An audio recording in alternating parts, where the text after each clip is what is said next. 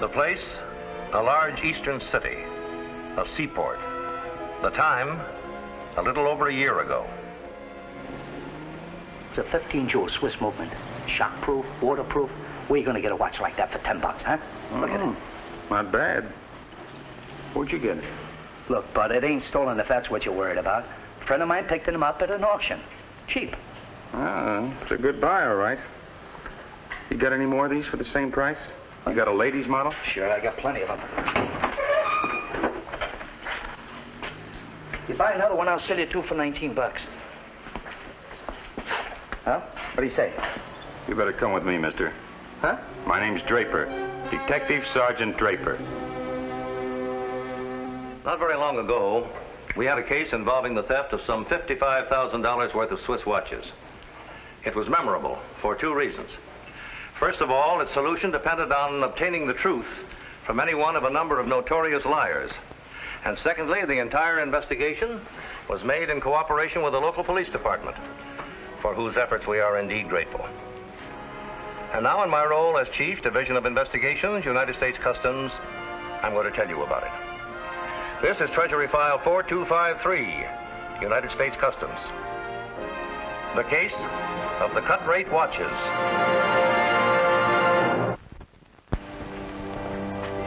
I was just trying to make a fast buck. That's my business, peddling things. I didn't have any idea that them watches were stolen merchandise. I bought them from a guy I never seen before. Yeah? Out in the street, you told me he was a friend of yours. You told me you bought him in an accident. Well, that's what he told me. Who? What did he look like? Well, I didn't get a very good look at him. Now you listen to me, Emery. Every one of those 12 watches you had was marked with an identifying symbol for the United States Customs. There's a good chance they were smuggled into the country. Now, are you going to tell me who you got them from, or do you want to get mixed up in a federal case?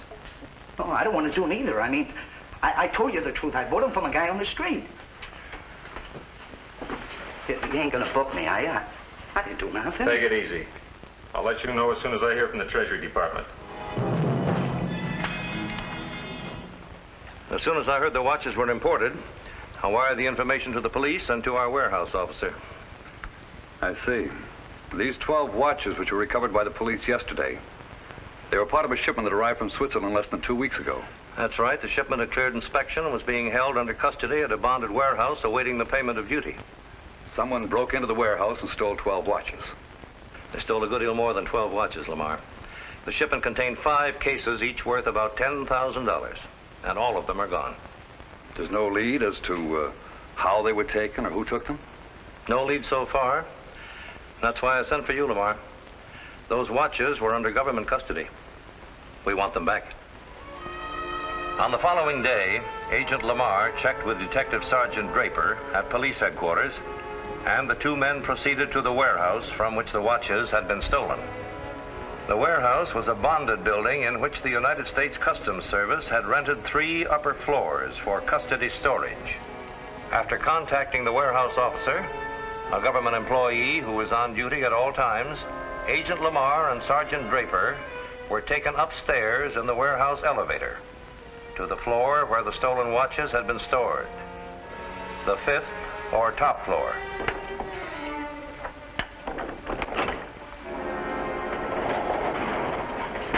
As soon as I got word, I came up here to check on the shipment of watches and found the 5 cases missing. Do you have any idea of how anyone could have broken in here without you noticing it? That's what I can't understand. How anybody could break in here at all. This elevator door is always locked, and I've got the only key that opens it. When you came up here to check on the stolen watches, was it locked then? Absolutely. And the lock hadn't been tampered with. There's no other way to get onto this floor? Only through this door to the roof. But this door is always locked, too. There was no evidence of it having been forced? Nope. It was just the way it is now. There's absolutely no evidence of anyone having broken in here. Except for one thing. The watches are gone. Just a second. Hello. Yes. One moment, please. For you, Sergeant, your office. Thanks. Yeah. When was this? Okay, we'll be right there. What's up? The guy we caught selling those watches. Now he wants to talk. He suddenly remembered who he bought them from. You want to be on this? I certainly do. Let's go. He was a heavy-set sort of guy. Kind of stocky.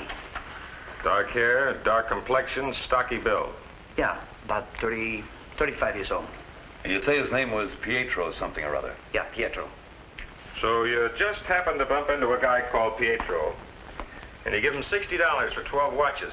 Only you don't know anything about him except his first name and that he looks like about 9 million other people. Are you sure you're not making all this up, Emery? Are you sure there is such a guy as Pietro? Well, sure. I met him in a bar. What bar? Well, let's see now. It was a little place down near the waterfront. Yeah, Al's place. Al Berwin's place. Why didn't you tell us all this before? Why did you cover up for this guy Pietro if you never saw him before? Well, I figured I might get hurt if I squealed on a guy like that. Then I realized that you guys wouldn't let me go unless I told you the truth. Is that why you're squealing on him now? Or are you just imagining this guy Pietro to back up your story? Look, if you don't believe me, just ask Al Berwin. Just go over to Al's bar and ask him about Pietro. Okay, Emery. We will.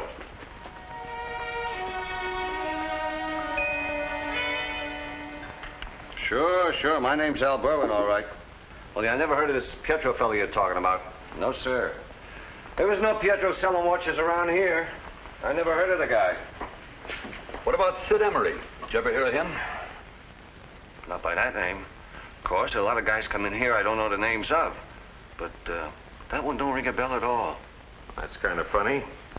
Emery claims he knows you.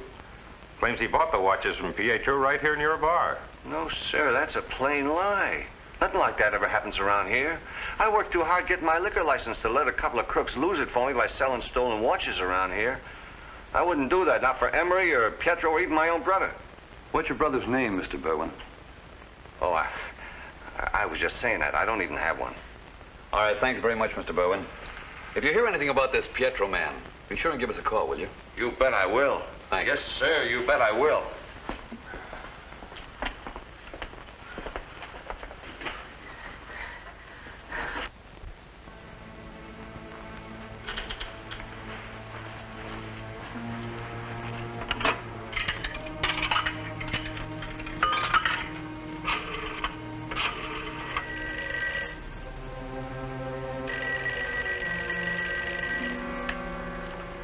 Hello? Yeah, what do you want? Pietro? Look, don't come around here again. There was a T-man asking for you about those stolen watches. Yeah, a T-man and a cop. Yeah? Well, what did you tell him? Okay, quit yelling, will you? As long as I keep my mouth shut, you got nothing to worry about.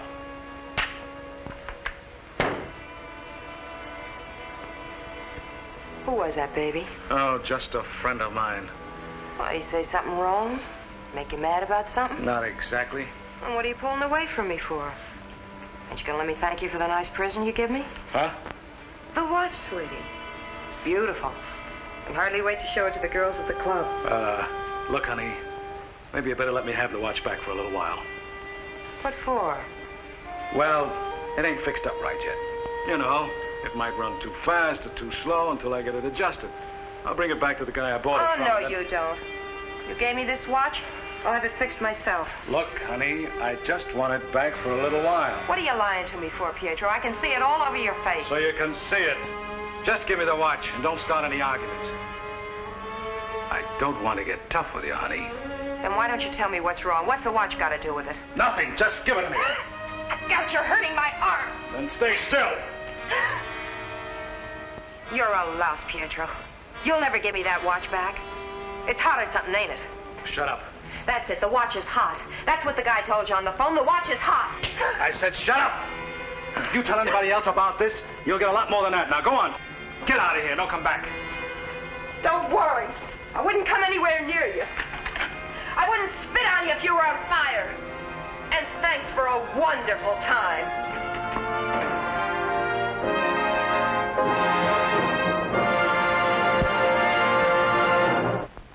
Returning to the warehouse from which the stolen watches were taken, Agent Lamar reasoned that if the thief had gained entry without forcing any locks, It must have been an inside job. A job which might have been done by removing part of the elevator door and getting in without disturbing the lock. Immediately, Lamar made arrangement to question the warehouse employees on the chance that one of them might fit the description of the mysterious Pietro.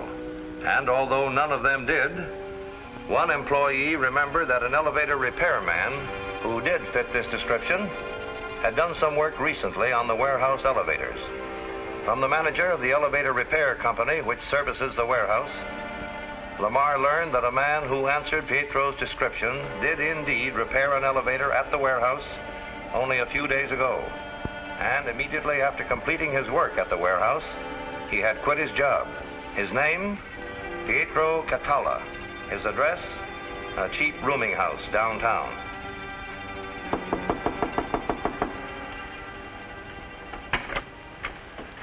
Yeah? United States Customs, miss. Does Pietro Catalla live here? Live here? Yes, this is the address that was on file at the company where he works. Why, that lousy crumb. The nerve of him giving this as his address. Pietro never lived here. This is my room. I see. Can you tell me anything about him? Sure. Sure, come on in. Thank you. Ollie, what's he done? What are you after him for? I'd just like to ask him a few questions. Well, whatever it is, I hope you hang a good one on him. Two-bit Indian giver. I've had enough of him. Piker, look at that. He gives me a watch and then almost takes my arm off trying to get it back. He gave you a watch? What make was it? Oh, I don't know, some sort of foreign make. Did he steal the watch? Is that why he wanted it back? Perhaps. Do you know where Catalla really lives? Do you know where I can find him? Sure, if he still lives there. Carter Hotel, room 22. Thank you very much. Don't mention it. Sergeant Draper was immediately notified of the new lead on Pietro Catalla, and although Catalla was not in his room, Draper obtained a warrant for his arrest. Meanwhile, Catalla's police record was investigated, and under the name of Peter Wilson, alias Pat Denver, alias Pietro Catalla, he was found to have 2 previous convictions for burglary and was still wanted in the state of New Jersey for robbing a filling station. At 7 p.m. that night, when Catalla returned to his hotel room, Lamar and Draper were waiting for him. Don't move, Catalla. This is the police. What's the idea? You crazy busting in like this? What's this all about? You Pietro Catalla? That's right, but so I got a what? warrant for your arrest. For what? What's this all about? About selling stolen watches. You're crazy.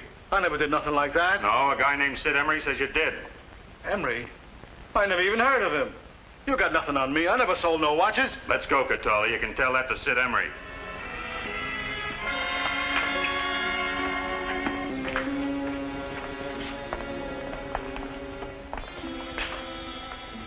Emery, we finally caught up with your man, Pietro.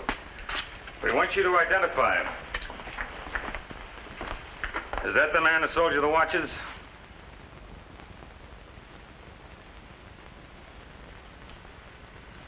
No, he's not the one. He's not the one I know.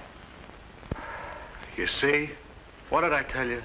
You got the wrong guy. Take him outside.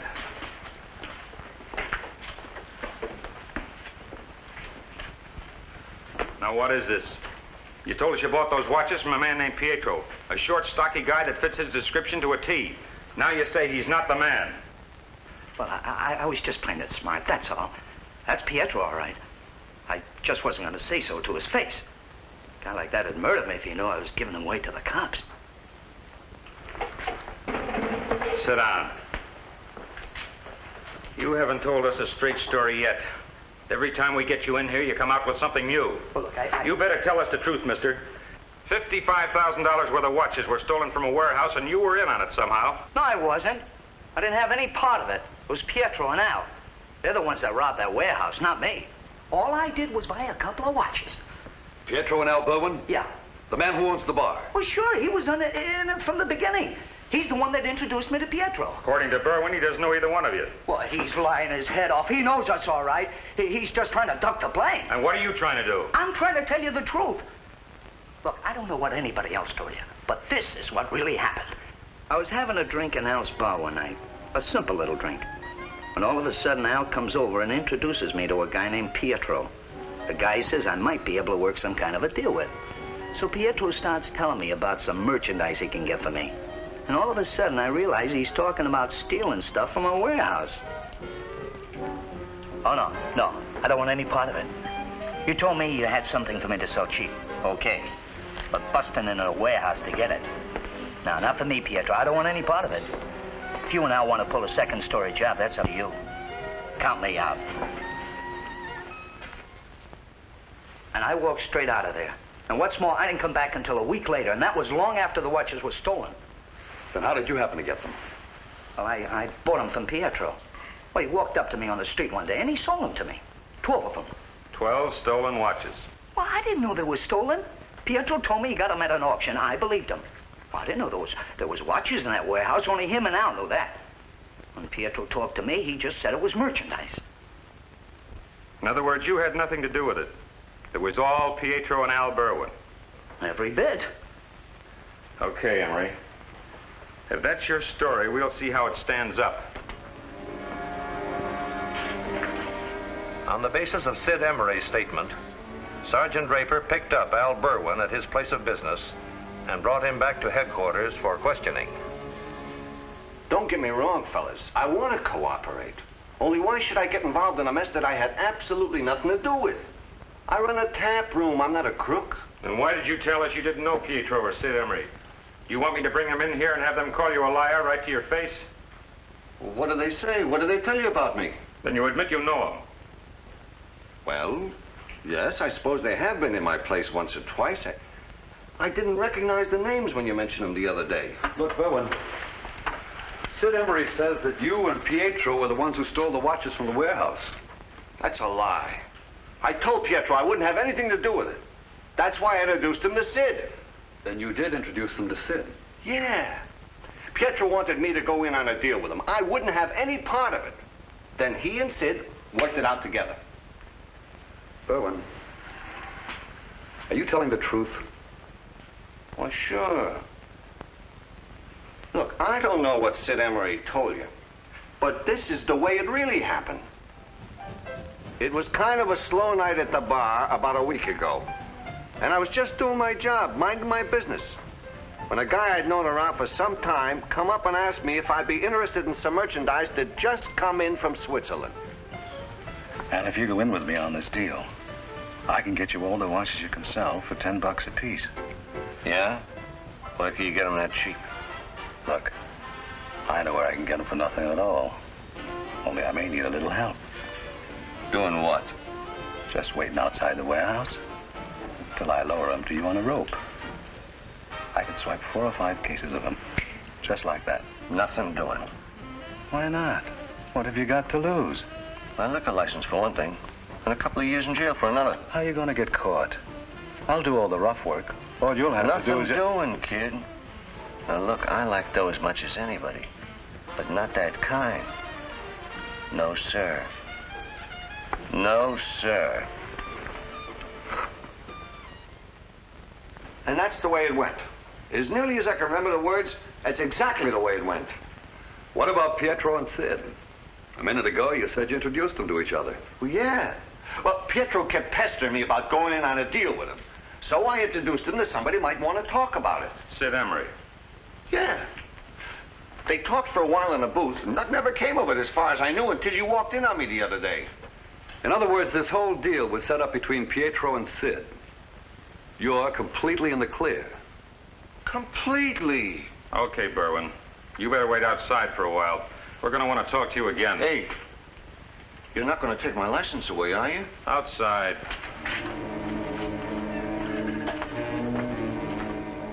He said that? He told you it was Emery and me that worked this deal? Well, you ain't going to believe him, are you? Well, that's the biggest lie I've ever heard of. All right. What's your version of the story, Catala?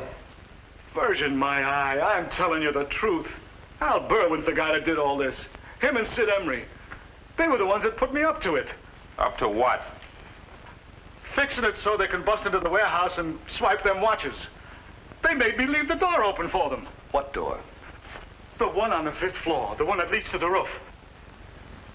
They made me unlock it the day I was working at the elevator at the warehouse, so they can come back at night and get in from the roof. Now, wait a minute. Let's take this slowly, Catala. You say you unlocked the door to the roof and left it open for Berwin and Emery. That's right. And you did all this while you were repairing the elevator? Sure, there was plenty of time. You see, it was like this. I had the elevator car standing on the 4th floor, while I was on top fixing the cable, so nobody could see what I was doing. I took half the door off the rollers, so I wouldn't have to break the lock. And then I went over to the roof door and fixed that lock, so it would open from the outside for anybody coming down from the roof. And that's all I did. Unlock the door for them. For whom? For Berwin and Emery. They came back to the warehouse that night and dropped onto the roof from another building. The roof door was open, so all they had to do was come down the stairs, grab the cases, and beat it. Catala, where were you all this time while the robbery was going on? Me, I was at home, like I told you. I wasn't even in on the deal. They made me do their dirty work. Made me leave the door open. How could they make you do anything like that? I'll tell you how. They came up to my room the night before and threatened me. Said they would turn me over to the police unless I did them a favor. I don't know what kind of story they told you, but this is the way it happened. You gotta do this for us, Pietro. There's $50,000 worth of watches in that warehouse, and you're gonna help us get them. Watch out, will you? I can't do nothing like that. We ain't kidding, Pietro. If you don't leave the door to that roof open for us, we're gonna go to the cops and tell them who you really are. I don't get you. No? Your name ain't really Pietro, and it ain't Catola neither. It's just plain Wilson, Peter Wilson. You're crazy. Am I? You wanted in the state of New Jersey. The cops get you now, you're going up for a long time. Now what do you say? You gonna do this for us, or you're gonna go to jail? What could I do? What could I tell them? I didn't want to go to jail. Well, don't you believe me? I wouldn't admit I was wanted in Jersey if I wasn't telling the truth. I'm practically sending myself to jail. In other words, you're saying you were forced into doing what you did. You went in on this deal with Berwin and Emery, and you didn't go back to the warehouse and help them commit the actual robbery. On my honor, I didn't have nothing to do with it. If it wasn't for Berwin and Emery, I'd still have my old job back at the elevator company. And you gained nothing from the robbery. You didn't get a share of the watches? I didn't get nothing. Up until the time you picked me up, I didn't even know they stole the watches. Now, that's a very convincing story, Catola. Except for one very important thing. We found the watches. Huh? Police officers searched the hotel in which you're staying. Down in the basement, they found 5 missing cases. That's a lie. No, Catala. That's the truth. They found them in a wardrobe trunk registered in your name. Now, look. Why don't you tell us the real story? Give us a statement. Were Berwin and Emery in on this with you? Or did you do it yourself?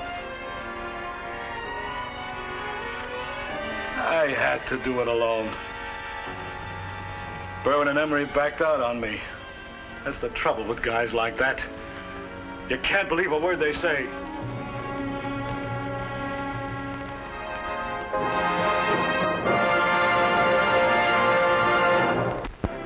Although it is not clear to this day exactly what part was played by the 3 suspects in the discussions which preceded the warehouse burglary, subsequent evidence proved that Peter Wilson, alias Pietro Catala, was the only one actually on the scene of the crime at the time the burglary took place. All 3 men were indicted, however, charged with burglary, receiving stolen goods, and conspiracy. But the charges against Emery and Berwin were dismissed on grounds of insufficient evidence. Pietro Catala was convicted and is now serving his sentence.